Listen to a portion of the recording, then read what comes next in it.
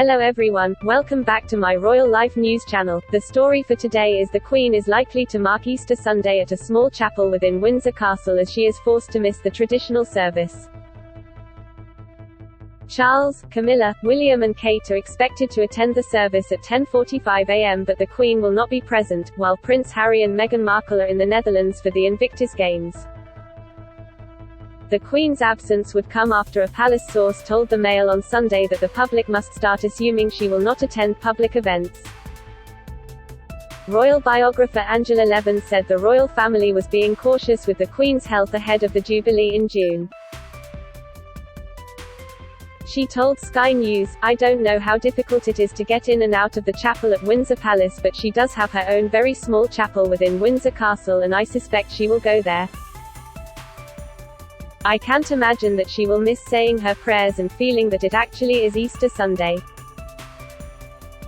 I think that's what Shush is going to do, but I think it's more of a worry that it's now been announced that we won't know if Shush is going to attend anything until on the day, so that shows how much her health goes up and down."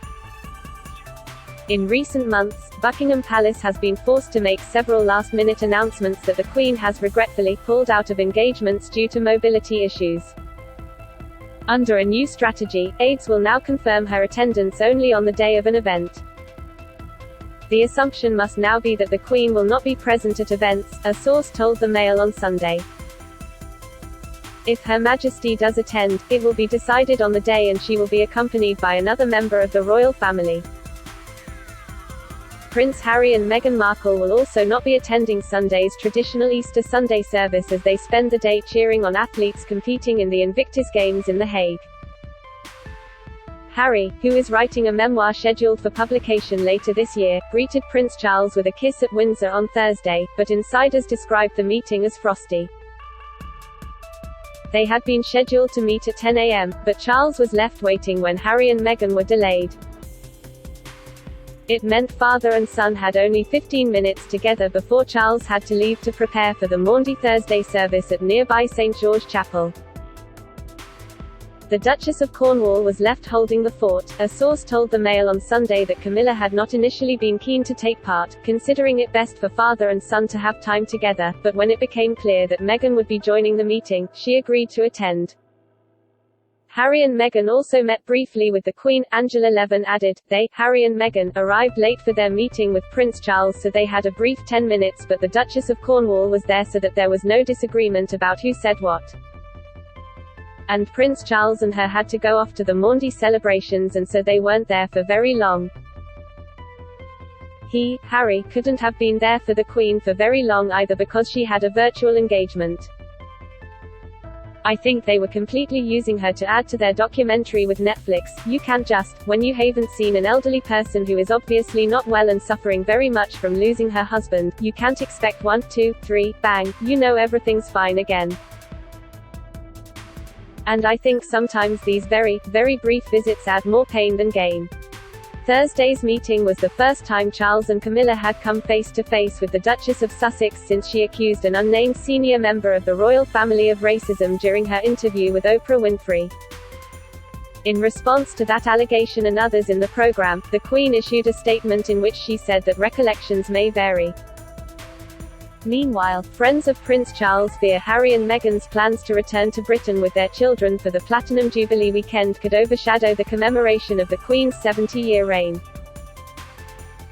Their daughter Lilibet, named after the Queen's childhood nickname, has never met her extended family in Britain, and their son Archie, who is 3 next month, has not been to the UK since November 2019. The Queen is said to be hoping the Sussexes will return to the UK with their children, but a source close to Charles said there were concerns that a visit coinciding with the Jubilee weekend in early June, when Lilibet will turn 1, will distract attention from his mother's milestone, by creating a circus. The Sun reported on Saturday that there are fears amongst the royal family that Netflix could seek permission to film the Sussexes at the Queen's celebrations, although other insiders have reported they have always promised to uphold the values of Her Majesty in their new detached role from Buckingham Palace. A crew has joined Harry and Meghan at the Invictus Games as part of filming for a Netflix documentary called Heart of Invictus, a series from Archwell Productions following people who are competing at the event. The series is reportedly part of a £113 million deal that the couple has with Netflix. Speaking at the opening ceremony for the Games in The Hague, the Duchess of Sussex made a subtle dig at the royal family when she said, "Thank you so much for your service and thank you to all the family and friends that are here who have been supporting you along the way. Because this is service, this is dedication and this is the Invictus family." When Meghan and Harry stepped back from royal life, the Queen said the pair would not continue with the responsibilities and duties that come with a life of public service. In a terse response, Harry and Meghan said at the time, "We can all live a life of service. Service is universal." The term clearly struck a chord as the Duchess made reference to the duty of the injured veterans as the couple put on a loved-up display and kissed in front of the crowds and the Netflix cameras following them in the Netherlands. During her record-breaking 70-year reign, the Queen's attendance at most engagements has been planned for months and often announced publicly weeks in advance.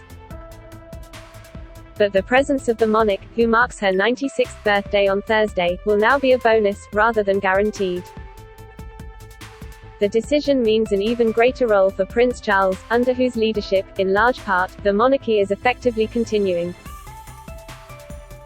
On Thursday, Charles stood in for the Queen when she missed the Maundy service for the first time in 52 years. While the Queen is not suffering from a new illness and has appeared well during virtual engagements, continuing mobility problems meant she could not attend the ceremony at St. George's Chapel near her apartments at Windsor Castle. Her most recent public appearance came on March 29 at the Thanksgiving service for her late husband, the Duke of Edinburgh, at Westminster Abbey.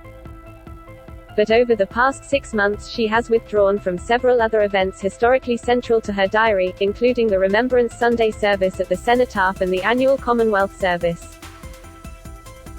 Aides are hopeful the Queen will be able to attend some of the events organised to mark her 70th Jubilee in person, although it is expected these will be few in number. Angela Levin said leaving decisions on the Queen's attendance to the day of events would be a tremendous burden on Prince Charles, who is already working incredibly hard. He has got all his own engagements to do but must be there to take over if the Queen needs him, but he won't know if that's on or off, she added. "I think it's all right now with an Easter holiday and things like that, but I can't see that that's the long-term decision." She said the virtual engagements the Queen carried out during the COVID pandemic are fine and work well, but in the long term the public would want to see her not just at a computer talking remotely. That is all for Today News. Please make sure to leave your comment and subscribe the channel below for more news update.